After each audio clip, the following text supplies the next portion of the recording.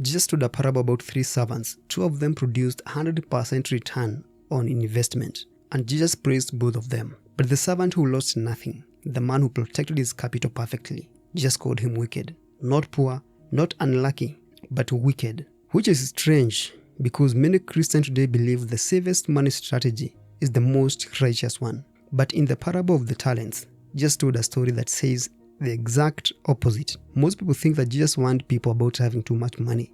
But if you actually read his teachings carefully, the problem was never wealth. It was either wealth mishandled or worshipped. In many of his parables, money was not the issue. Many times the issue was the heart posture. That is the internal attitude towards money, but not money itself. In the parable, a master leaves 3 servants with some money while he travels. To one servant he gives 5 talents, to another 2 talents, and to another 1 talent. Notice that they were not given equal capital. This is very important because while we desire equality, many times we are given according to our ability or our capacity. However, in this parable, everyone was given some money to start with. Now I have to mention that the talent was not a small coin. It was roughly 20 years of wages. So in this parable, Jesus is not telling a small story about a pocket change. He is talking about serious capital. The first servant takes the 5 talents and invests them. When the master returns, he has turned the 5 into 10, 100% return. The second servant does the same. 2 become 4, again 100% return. And the master says something fascinating. Well done, good and faithful servant. Notice what Jesus places. Not saving, not protecting the capital, but investing. The servants were rewarded not for keeping money safe, but for making money more productive.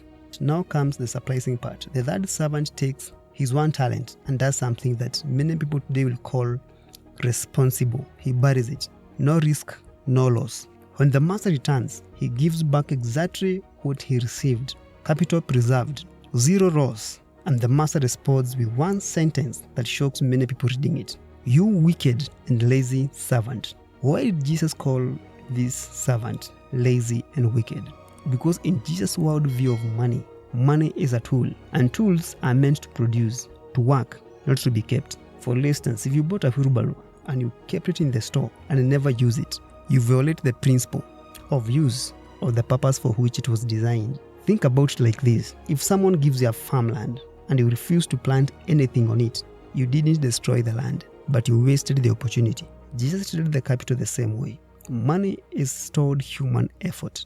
And when it sits idle, the effort of society is frozen instead of being multiplied. This idea sounds surprisingly modern. In fact, investors today say something very similar.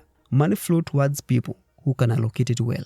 The master in the story even says something extremely practical. He tells the servant, you should have at least put my money with the bankers so it could earn interest. That line alone destroys the idea that Jesus believed money should simply sit still. He expected money to grow.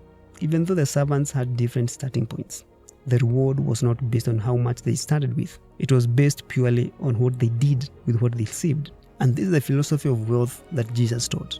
Wealth is not evil, but wasted opportunity is. No wonder Jesus called him wicked. Capital is not something to hide.